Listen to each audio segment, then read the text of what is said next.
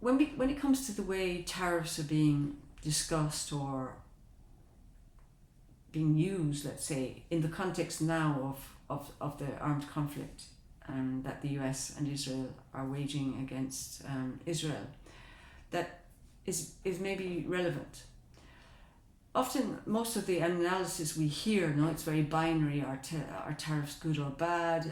Who are they punishing? Who are they rewarding? But that kind of, I think, misses the entire point. Well, not the entire point, but parts of the point, if you know what I mean. Because tariffs aren't the strategy. They're a tool inside a much bigger shift that the US is trying to make. So, in this whole make America great again, bring back manufacturing to America, I mean, tariffs don't build factories. They don't recreate supply chains that have been in existence for decades, from offshoring and all of that. They don't produce semiconductors. But what they do is they change incentives. They make the present time more expensive. So companies are forced to rethink the future. And in that future, from a US perspective, is about reshoring industry, reducing dependence on China, and rebuilding control over critical sectors. Why tariffs hit everyone, not just China? And this is where things get more interesting, because tariffs weren't just applied to China, as we all know, they were applied broadly. But why? If you only tariff one country, companies can simply move production somewhere else that's cheaper. So the policy regarding the tariffs isn't just about targeting an adversary, it's about reshaping the entire system, making offshoring anywhere less attractive.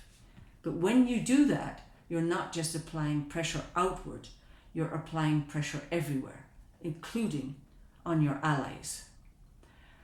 So what has happened to alliances since the tariffs, since Trump introduced the tariffs? Take the European Union, for example. Before this tariff shift, EU-US trade was massive, stable and predictable. That hasn't collapsed, but it has changed. The relationship is now much more negotiated, more conditional, and much more politically exposed. And importantly, Europe is hedging, signing new agreements, as are many other countries like Canada, diversifying partnerships and reducing reliance on a system that no longer feels fully predictable as it was in the past. So tariffs didn't break interdependence, they politicized it. But what's the real trade-off? Yeah? And this is the key trade-off. The gains from this strategy, the US strategy around reshoring and all of that, are long-term. Industrial capacity, supply chain control, strategic resilience, control over essential resources, but the costs are immediate.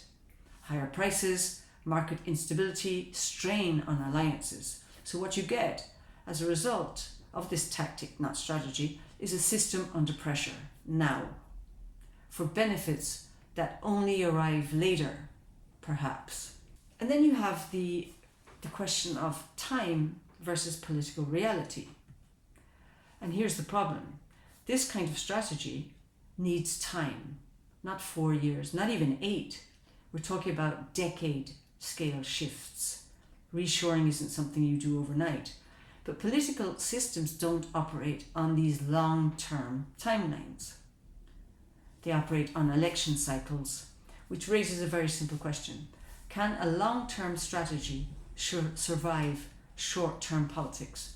And I think the past and history will answer that question for us, not the future only. Then comes the war. So in the midst of all of that, let's say the instability caused by the US's change of policy, now you introduce a shock, another shock or a bigger shock, which is the war that the US and Israel have started with Iran. You have energy disruption. You already have, within the month, market instability. And suddenly the system that was already under pressure becomes even less tolerant of the long wait for the strategy to bear fruit, because energy prices don't stay in the energy sector. They move into inflation, they move into households, they move into politics, and they move fast. When it comes to what we spoke about in another episode, leverage and miscalculation, if there was a miscalculation here on this by the United States in particular, it may not have been a military miscalculation. It may have been economic. The assumption that a highly interconnected system can absorb disruption without cascading effects is a risky one, as we've seen, because these systems don't absorb pressure cleanly, they propagate it. At the same time, support from allies, in the case of the United States, is no longer automatic. It's conditional, based on cost, exposure, risk. So what we're seeing is not just economic policy, it's a shift in the structure of global relationships, a change in what was to what is now.